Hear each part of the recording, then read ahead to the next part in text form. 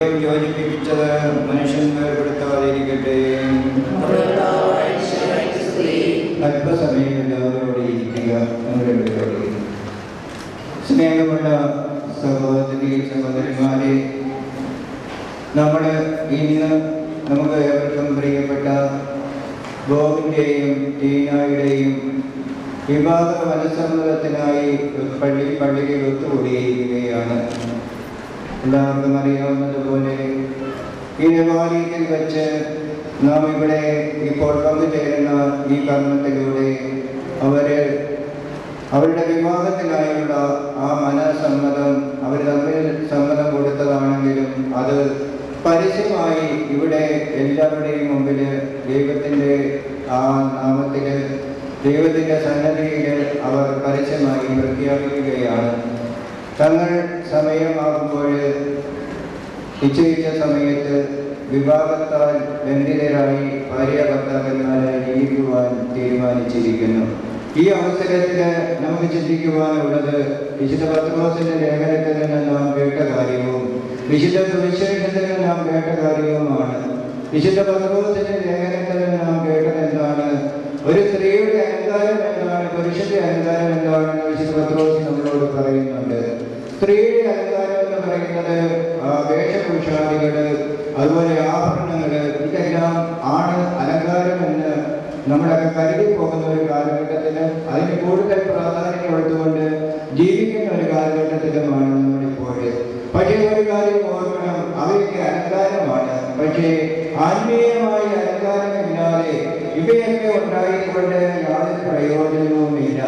ഇവയൊക്കെ നമുക്ക് ആവശ്യമാണ്, ആവശ്യമല്ല എന്നല്ല നമ്മൾ പറയുന്നത്. ഇതൊക്കെ ആവശ്യമാണെങ്കിലും അത് അനാവശ്യമായി ചെയ്യുന്ന ഒരവസ്ഥയിലേക്ക് വരികയാണ്. ഹൃദയ പരിശുദ്ധിയില്ലാതെ, നിഷ്കളങ്കതയില്ലാതെ, കാപട്യവും വഞ്ചനയും നിറഞ്ഞ മനോഭാവത്തോടെ സ്വാർത്ഥ തൽപരരായി ഒരു ജീവിതത്തിന്റെ ഒരു ആസ്വാദനയ്ക്ക് വേണ്ടി ഒരു ബന്ധമിരിക്കട്ടെ എന്ന് കരുതി ഭാര്യാഭർത്താക്കന്മാരാകുന്നവര്, കുടുംബജീവിതം നയിക്കുന്നവര്, അവരെ സംബന്ധിച്ചിടത്തോളം കുടുംബജീവിതം എന്ന് പറയുന്ന വാക്കിന് ഒരു അർത്ഥവുമില്ല. സഭയുടെ ദൃഷ്ടിയിൽ അവരുടെ ജീവിതത്തിന് ഒരു പ്രാധാന്യവുമില്ല. അവരെ സംബന്ധിച്ചിടത്തോളം അവര് മറ്റുള്ളവർക്ക് സന്മാർഗം കൊടുക്കുന്നവരല്ല, ദുർമാർഗം കൊടുക്കുന്നവരായി തീരുകയാണ്. സ്വാർത്ഥ തൽപരതയിൽ മുഴുകി മനുഷ്യൻ കുടുംബ ബന്ധങ്ങളെ വിച്ഛേദിച്ചുകൊണ്ട് പലതരത്തിലുള്ള ബന്ധങ്ങൾ, അനേക ബന്ധങ്ങളിൽ ഈ മുഴുകി ജീവിക്കുന്ന മനുഷ്യരെ നമ്മൾ കാണാറുണ്ട്. എത്രയെത്ര കുടുംബങ്ങളാണ് നമ്മൾ അറിയുന്നത്, നമ്മളോട് ബന്ധപ്പെട്ട കുടുംബങ്ങള് ശിഥിലമായി കൊണ്ടിരിക്കുന്നത്, അല്ലെ ശിഥിലമായി തീർന്നത്. അവിടെ ആ കുടുംബങ്ങളിലുള്ള സന്താനങ്ങളുടെ, കുഞ്ഞുങ്ങളുടെ ഭാവി എന്താണ്? അതുപോലെ തന്നെ അവരുടെ കുടുംബത്തില് എന്തെങ്കിലും തരത്തിലുള്ള സമാധാനമുണ്ടോ, ശാന്തിയുണ്ടോ, സന്തോഷമുണ്ടോ? ഒന്നുമില്ല. മറിച്ച് കൂടുമ്പോൾ ഇമ്പമുള്ളതാണ് കുടുംബം എന്ന് പറയുന്നെങ്കിൽ ഇവിടെ എന്താണ്? കൂടാൻ ആഗ്രഹിക്കാനുള്ള പണികളാണ് അവർ അന്വേഷിക്കുന്നത്. ഒന്നിച്ച് കാണാതിരിക്കാൻ, ഒന്നിച്ചൊരു കുടുംബത്തിൽ ഒരു വീട്ടില് ഒന്നിച്ച് വസിക്കാതിരിക്കുവാനുള്ള പരിശ്രമമാണ്. അതുകൊണ്ട് വേറെ മാറിയേക്കുക. മരണത്തിന്റെ വിശ്വസ്തയോടെ പാലിച്ചുകൊണ്ട് ജീവിക്കുവാനുള്ള ഒരു ജീവിതാവത്തെ, വിവാഹ ജീവിതത്തിന്റെ പരിശുദ്ധിയെ കുറിച്ച് ആലോചിച്ച് പ്രാർത്ഥിച്ച് തീരുമാനമെടുത്തവരാണ് ഇവർ രണ്ടുപേരുമെന്ന് നമുക്കറിയാം. അതുകൊണ്ട് അവരെ സംബന്ധിച്ചിടത്തോളം ഞാൻ പറയുന്ന കാര്യങ്ങൾ അതിന് നല്ല അർത്ഥത്തിൽ മാത്രം അർത്ഥവത്താകുമെന്ന് ഞാൻ കരുതുകയാണ്. നമ്മുടെ എല്ലാവരുടെയും സാന്നിധ്യത്തില് പരിശുദ്ധ കുർബാനയുടെ സാന്നിധ്യത്തില്, കർത്താവിന്റെ സാന്നിധ്യത്തില് ഇവരിന്ന് വിവാഹത്തിനായി പരസ്യമായി മനസ്സമ്മതം കൊടുക്കുകയാണ്, അത് പ്രഖ്യാപിക്കുകയാണ്. ഈ അവസരത്തില് നമുക്ക് ബോബനും ടീനായ്ക്കും എല്ലാ ആശംസകളും നേരാം, എല്ലാ ഭാവങ്ങളും ആശംസിക്കാം. ഇവർക്ക് വേണ്ടി നമുക്ക് പ്രാർത്ഥിക്കുവാനുള്ള ഒരു കടമയുണ്ട്. ആ കടമ നമുക്ക് ആത്മാർത്ഥതയോടെ നിറവേറ്റാം. ഇവരുടെ ജീവിതം ദൈവത്തിന് ഏറ്റവും പ്രീതികരമായി തീരട്ടെ. ഇവരുടെ കുടുംബജീവിതം അനേകർക്കും മാതൃകകളായി തീരട്ടെ. അതുപോലെ തന്നെ മാതാപിതാക്കൾക്കും അവരോട് ബന്ധപ്പെടുന്ന എല്ലാവർക്കും അവര് എല്ലാവിധത്തിലും ആശ്വാസവും സ്നേഹവും അതുപോലെ തന്നെ ഉപകാരവും ചെയ്യുന്നവരായി തീരട്ടെ എന്ന് നമുക്ക് അറിയുകയും പ്രാർത്ഥിക്കുകയും ചെയ്യാം. ഒരിക്കൽ കൂടി ഇവിടെ കൂടിയിരിക്കുന്ന എല്ലാവരുടെയും പേരിൽ ഇവർക്ക് രണ്ടുപേർക്കും എല്ലാ വർഷത്തെ ദിവസത്തിന്റെ എല്ലാ ഭാവങ്ങളും ആശംസകളും നേരുകയും വരാനിരിക്കുന്ന വിവാഹത്തിന്റെ ദിവസത്തിലേക്ക് മുൻകൂട്ടി ആശംസകൾ നേരുകയും ചെയ്യുന്നു. എല്ലാവരും നിങ്ങൾ വിവാഹിതരാകുവാനാണ് ജെയിംസ് അച്ഛാമ്മ, നിങ്ങൾ വിവാഹിതരാകുവാൻ ആഗ്രഹിക്കുന്ന വഹിക്കുന്നത് സ്വമനസ്സാരിയാണെന്ന് ഞങ്ങൾ മനസ്സിലാക്കുന്നു. ആ വിവരം പരസ്യമായി അറിയിക്കുവാനുള്ള ഒരു അവസരം തിരുസഭ നിങ്ങൾക്ക് നൽകുകയാണ്. ഈ ചോദ്യങ്ങൾക്ക് മറുപടി നൽകിക്കൊണ്ട് നിങ്ങളുടെ മനോബലം നിങ്ങൾ പ്രകടമാക്കുകയും ജെയിംസ് മിശിഹായുടെ നിയമവും തിരുസഭയുടെ നടപടിയും അനുസരിച്ച് അച്ചാമ്മയെ ഭാര്യയായി സ്വീകരിക്കുവാൻ സമ്മതമാണോ? അച്ചാമ്മ മിശിഹായുടെ നിയമവും തിരുസഭയുടെ നടപടിയും അനുസരിച്ച് ജെയിംസിനെ ഭർത്താവായി സ്വീകരിക്കുവാൻ സമ്മതമാണ്. നിങ്ങൾ ഇതിന് സാക്ഷികളാണല്ലോ. സർവശക്തനായ ദൈവം നിങ്ങളെ അനുഗ്രഹിക്കട്ടെ. പിതാവിന്റെയും പുത്രന്റെയും പരിശുദ്ധാത്മാവിന്റെയും നാമത്തിൽ നിയമപ്രമാണങ്ങളും തിരുസഭയുടെ നിയമങ്ങളനുസരിച്ച് വിശുദ്ധരായി ജീവിക്കുക.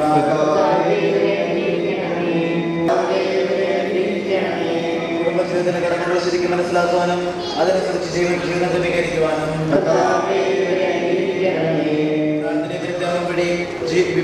വിവാഹ ജീവിതത്തിന് സ്വയം സജ്ജമാക്കുവാൻ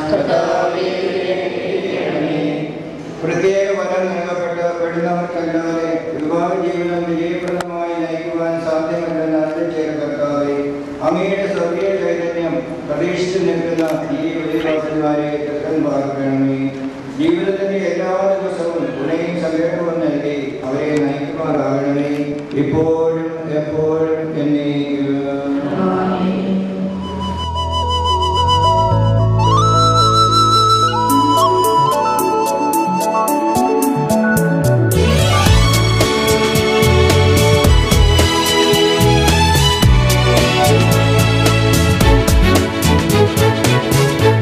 ചിറകാർന്ന മൗനം ചിരിയിൽ ഒതുങ്ങി മനസമ്മതം നീ മിഴിയാലെയോതി കളിവാക്കു ചൊല്ലി കരളിന്റെ ഉള്ളിൽ ഒരു പാടുനാ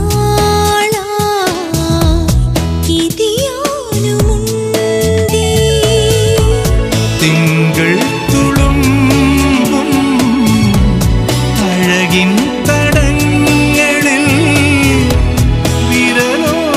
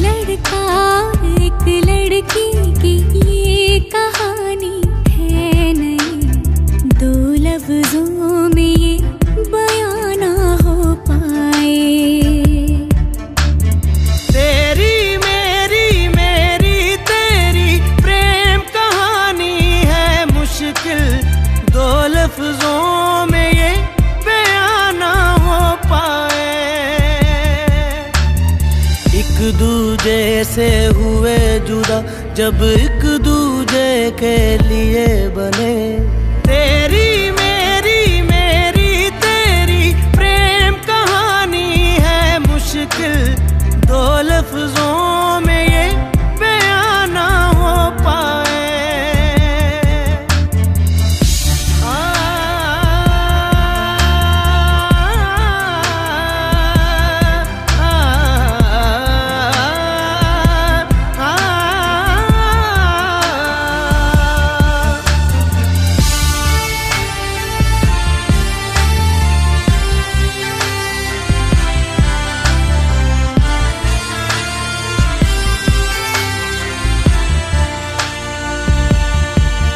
तुमसे दिल जो लगाया तो जहां मैंने पाया, कभी सोचा न था ये मिलों दूर होगा साया। क्यों खुदा तूने मुझे ऐसा ख्वाब दिखाया, जब हकीकत में उसे तोड़ना था।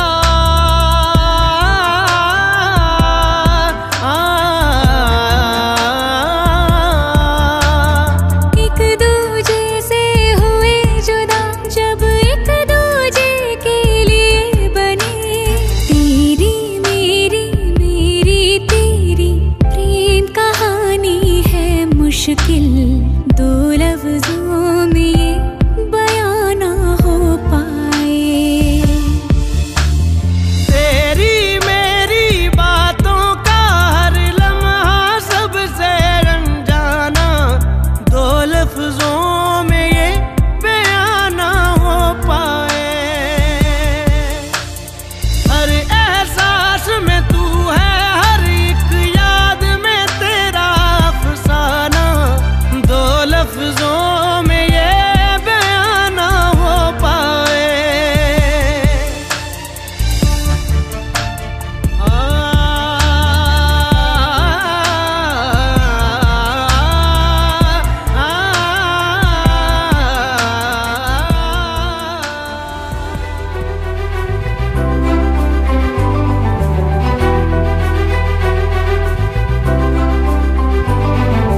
ഹിമകണമണിയുമി മലരിതൾ തഴുകുമൊരിളവയിൽ വിരലുകളെ, അലകളിൽ ഇളകിയും ഇലകളിൽ ഇടറിയുമീ വഴിയെ, കനികളിൽ നിറയുമി മധുരസ കണികകൾ നുകരുക കുരുവികളെ.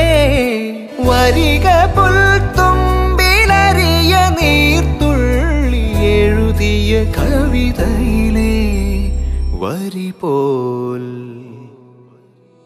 ഹിമകണമണിയുമി മലരിതൾ തഴുകുമൊരിളവയിൽ വിരലുകളെ, അലകളിൽ ഇളകിയും ഇലകളിൽ ഇടറിയുമീ വഴിയെ.